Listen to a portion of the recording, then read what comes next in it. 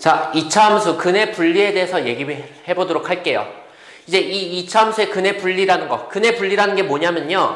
방정식이 있을 때 방정식은 반드시 근을 갖는데 이 근이 정확히 뭔지는 몰라. 근데 이 근이 누구랑 누구 사이에 있는지 정도는 알거나 그렇게 있었으면 좋겠다 해가지고 그 어떤 기준이 되는 숫자를 잡아요.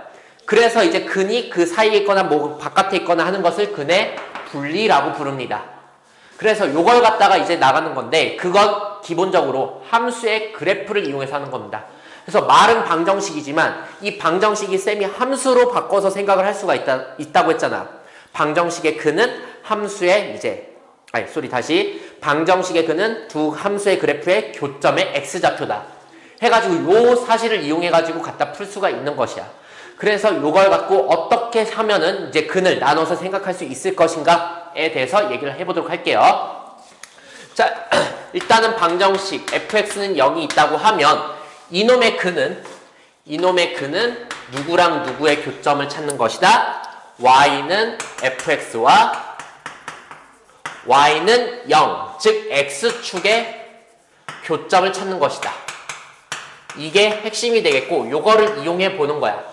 그럴 때 이제 여기서 말하는 근이 어떤 기준이 된 숫자를 잡아가지고 걔보다 클지 작을지 아니면 뭐 사이에 있을지 다양하게 케이스를 나눌 수가 있어요. 자, 근데 공통적으로 항상 2차 방정식의 경우는 딱 세 가지를 따집니다. 첫 번째, 판별식이 0보다 어떤지를 따집니다. 판별식이라는 것은 이제 실근의 개수를 얘기하는 거잖아. 근데 그 실근의 개수는 x축과의 교점의 개수랑 일치한단 말이야. 그래서 그 교점의 개수를 일단은 생각을 할 수가 있어야 되겠고요. 다음에 두 번째로는 이제 함수 값을 따져야 돼. 함수 값. 방정식의 근이지만 이 fx를 내가 함수로 생각해가지고 기준이 되는 숫자의 함수 값을 찾아야 되겠어요. 요게 아직 뭔 말인지 와닿지는 않을 텐데 조금 이따 이제 자세히 예를 들면서 얘기하도록 할게요. 세 번째, 아까 말했던 그 기준이 되는 숫자와 그 다음에 축의 관계를 좀 따져야 돼요. 자, 축의 관계를 따져야 되겠습니다. 자, 요것도 아직 무슨 말인지 와닿지 않겠지만 쌤이 이제 차차 얘기하면서 왜 이 세 가지를 따져야 되는지 설명하도록 할게요. 자, 케이스 다 외울 필요 없습니다. 다 외울 필요 없는데 요 세 개를 어떻게 써먹는지 설명을 하려는 거니까 어떻게 생각을 하면 되겠구나 보면 되겠어요. 자, 갑니다. 첫 번째, 두 근이 어떤 알파보다 클 때 얘기해 보도록 할게요. 이 상황을 지금 그래프로 보겠다는 거야. 그러면 fx라는 식을 그래프를 그리면 일단 두 근이 존재해야 돼. 그래서 x축과 두 군데서 만나야 돼. 참고로 한 군데서 만나도 괜찮다. 왜? 서로 다른 두 근이란 말은 없잖아. 그러니까 이렇게 돼도 상관은 없을 거야. 다시 말해, 판별식이 일단 x축과 몇 군데서 만난다? 두 군데서나 또는 한 군데서 만난다? 그러면 실근이 두 개 또는 한 개다. 이런 식으로 나가는 거라고. 그러면 이거 첫 번째 걸 따진 게 되겠죠. 자, 다음에 일단은 보편적으로 이런 느낌일 테니까 요 느낌 갖고 얘기를 해보면 이 두 근이라는 것은 이 교점의 x좌표니까 여기랑 여기에 찍힌 숫자입니다. 근데 얘가 알파보다 커야 된다고 했어요. 그 말은 알파가 1번, 2번, 3번 중에 1번에 있어야 된다는 얘기야. 현재 그림상으로는 이래요. 그러면 내가 두 번째로 따지라고 했던 저 함수값이라고 하면 얘가 여기에서는 요 F알파를 보라는 얘기입니다. F알파는 X좌표가 알파인 점의 Y좌표잖아. 그래서 이 F알파가 X축 위에 있는지 X축 아래에 있는지를 따져봐야 돼. 다시 말해 0보다 큰지 작은지를 따져야 돼요. 그래서 F알파가 지금은 0보다 크겠구나. X축 위에 있으니까. 오케이? 자, 근데 지금 이것만 갖고는 안 되거든요. 왜? 알파가 여기 있어도 F알파는 0보다 크잖아. 근데 이건 말이 안 되잖아. 그러니까 알파가 지금 이렇게만 쓰면 여기는 알파도 허용되지만 여기는 알파도 찾은 거란 말이야. 그래서 아직 완벽히 찾았다고 못해요. 그럴 때 이제 세 번째가 나타나서 기준이 되는 숫자 이 알파가 축이라는 것은 이 2차 함수 그래프의 여기 꼭지점의 x좌표를 얘기하는 거죠. 그러니까 마이너스 2a분의 b. 굳이 공식으로 말하자면 마이너스 2a분의 b가 되는 얘가 fx가 ax제곱 더하기 bx 더하기 c일 때야. 그래서 알파가 축이랑 비교되면 누가 더 커야 되겠다. 알파가 축보다 왼쪽에 있으니까 알파가 더 작다. 이렇게 돼야지. 만약에 그럼 여기 있는 알파는 배제가 될 거 아니야. 이렇게 되면 바뀌어야 되는데 알파가 더 커야 되는데. 그래가지고 이렇게 세 가지를 따지게 됩니다. 이해됩니까? 오케이. 자, 그러면 만약에 이게 클 때가 아니라 작을 때였으면 이번에는 두 근이 전부 다 알파보다 작다는 얘기니까 알파가 여기 있다는 얘기고, 그럼 얘는 동일하죠. 판별식이 여전히 0보다 크거나 같아야 돼요. 한 점에서 만나도 되니까. 그 다음에 F알파 아까 말했듯이 여기 있어도 0보다 크잖아. 자, 그래서 이렇게 되고요. 그 다음에 알파가 축과만 비교해서 이번 알파가 오른쪽에 있어서 축보다 크다. 마이너스 2a분의 b보다 크다. 이렇게 해주면은 이제 되겠고, 요 세 개가 겹치는 범위가 이제 문제에서 말하는 요것을 만족하는 범위가 되겠다. 이런 식으로 얘기가 됩니다.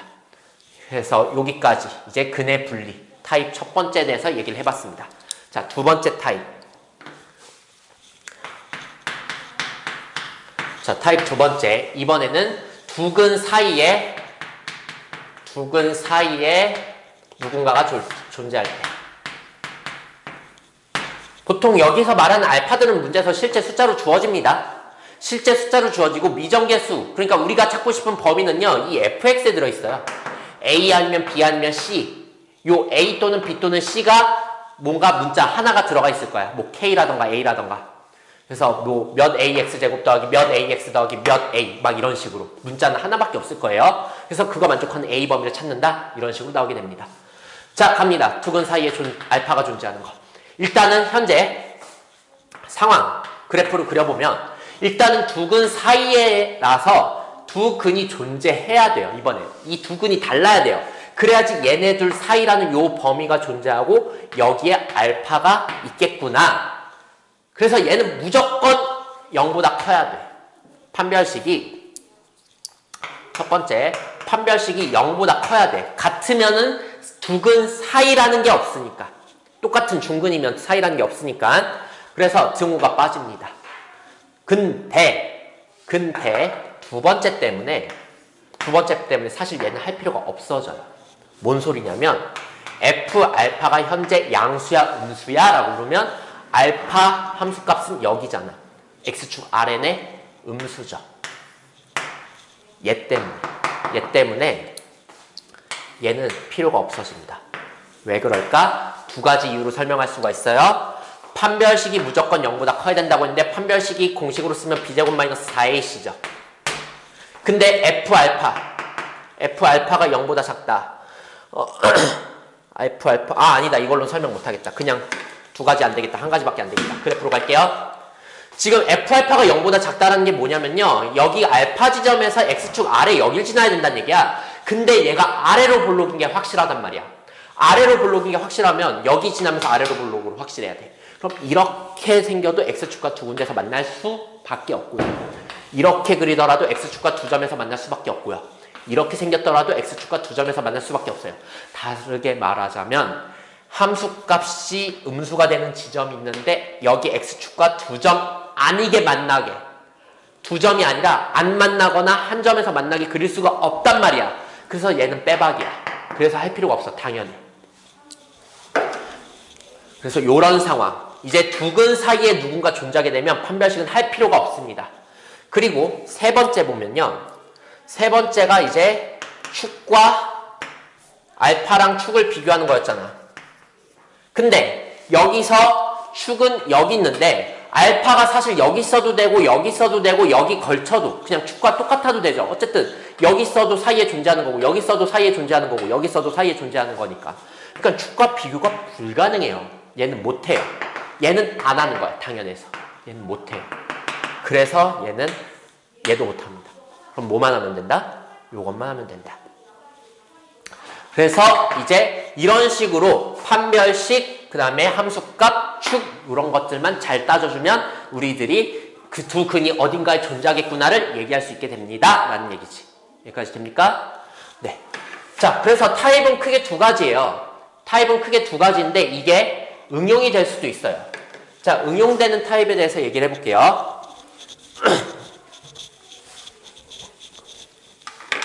자, 응용. 첫 번째. 한 근이 알파와 베타 사이에 존재할 때. 그러니까 한 근을, 그냥 알파와 베타 사이. 이렇게 하죠. 참고로 베타가 더 크다고 할게요. 그러면 이건 뭐냐면요. 상황이 두 가지 케이스가 있거든요. 왜냐면 두 근이 일단은 존재하면서 여기에서 알파가 여기 있고 베타가 여기 있을 수도 있고요. 여기 있을 수도 있고 아니면은 똑같은 그래프에서 여기랑 여기 사이에 존재할 수도 있단 말이야.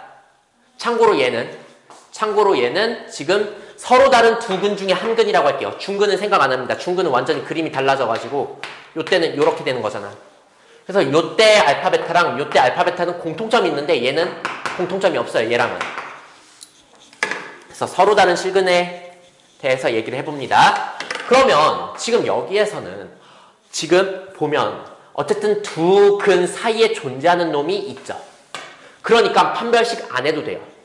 판별식이 원래는 두 근이 존재하게 서로 다른 두 근이 존재되기 때문에 얘인데 사이에 있으니까 얘는 안 해도 된다고요. 그리고 함수값 잘 따지면 되는데 첫 번째 상황 보면요. F 알파가 양수야 음수야? 양수지. 위로 올라가야지 있잖아. 그 다음에 F 베타가 음수야. 그때 첫 번째 케이스는 F 알파가 양수고 F 베타는 음수입니다. 근데 두 번째 상황은 뭐냐? F 알파가 음수고 F 베타가 양수야. 이거 뭐야 공통점.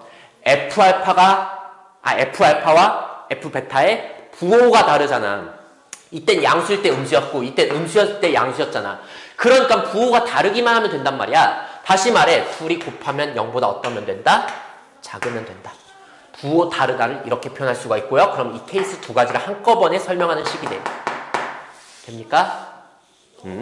자, 다음 세 번째. 축과 비교를 해야 되는데 이번에는 축과 비교를 할 때 이 베타가 여기선 알파가 축과 비교가 돼 안 돼? 안 되죠. 그래서 축 vs 알파 이것도 마찬가지로 얘는 못한다. 그래서 이것만 따져주면은 이제 범위가 나오겠다. 다시 한번 얘기하지만 여기는 알파랑 베타는 숫자로 나올 것이다. 자, 그래서 이런 식으로 이제 할 수 있는 것도 있고요. 뭐 또 다른 응용. 두 근이 이번엔 두 근. 아까 두 근 중에 한 근. 이번엔 두 근 모두 알파와 베타 사이에 존재하는 경우.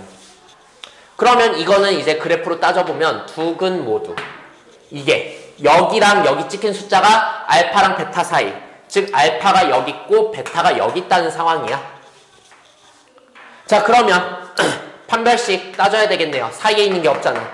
그치? 사이 값이 안 주어졌기 때문에 판별식 따져서 0보다 어떻다? 크다. 같아도 될까 안 될까? 이번엔 내가 서로 다른이란 말 없었으니까 이래도 되겠죠? 그래서 같아도 됩니다. 다음 두 번째. 아까 함수값 F 알파, F 베타. 아이고, 이건 따로따로 따져야 돼요. 여기서는 둘 다 무조건 양수로 떠야 돼요. 둘 다 음수로면 안 되는 거잖아. 그치? 자, 그래서 F 알파도 0보다 크고 F 베타도 0보다 크다. 그 다음에 세 번째로 반드시 축을 따져야 됩니다. 왜? 지금 알파랑 베타가 0보다 크다고 여기까지 이 두 개만 따지게 되면 이런 것도 찾게 되는 거야. 아이고, 이런 상황에서 알파 여기 있고 베타 여기 있고 이래도 둘 다 양수잖아. 그치? 그래놓고 판별식이 0보다 크고 나왔다 두 점에서 만나고 있잖아. 그러니까 이거 두 개만 갖고는 이 그림을 설명 못하고 다른 그림까지 설명을 하게 되니까 이걸 배제하기 위해서 이제 축과 따져야 되는데 축, 여기가 축이죠. 그러면 이게 알파랑 베타 사이에 있어야 된다. 이렇게 나오겠네요. 그래서 이렇게 세 가지 이제 부등식을 세워서 또 범위를 구해주면 되겠다라는 거죠. 자, 그래서 이런 식으로 나갈 수가 있고 마지막으로 하나. 응용 3. 두 근 사이에 알파와 베타가 존재할 때. 두 근 사이에, 그러면 그래프 그려보면 두 근 사이에 알파랑 베타가 존재한다. 사이에 존재하는 거니까 판별식. 원래대로라면 0보다 크다고 해야 되는데 사이에 있으면 당연하게 돼서 필요 없다고 했죠. 다음 두 번째. F 알파 함수값. 알파 집어넣고 F 베타 집어넣고 둘 다 0보다 어때야 돼? 작아야 돼. 이렇게 되겠고요. 세 번째는 축과 알파 베타의 관계를 알아야 되는데 모르죠? 알파 베타가 좀 더 왼쪽으로 가서 치우쳐져 있어도 말 되고요. 좀 더 오른쪽으로 가서 치우쳐져 있어도 되고요. 그래서 이건 모릅니다. 그래서 안 합니다. 이런 식으로 해줄 수가 있습니다. 자, 그래서 이게 고1 때 이제 메인 이제 유형으로 나오는데 그때는 별로 중요하게 안 나온단 말이야. 내신이라던가 마찬가지로. 근데 이게 고2, 고3 때 함수의 그래프 쪽에서 되게 중요하게 나와요. 뭐 어디선가 극대 극소를 가지라던가 하는 식으로 해가지고 나중에 되게 많이 쓰여. 그래서 한번 정리를 해줬고요. 요걸 갖고 이제 우리들이 고2, 수2 내지는 미적분에서 기타 다양하게 그래프에서 되게 많이 쓸 수 있다라는 걸 알아줄 수 있도록 합시다. 그래서 꼭 숙지할 수 있도록 하고 다음번에 이제 다른 얘기로 찾아볼 수 있도록 할게요.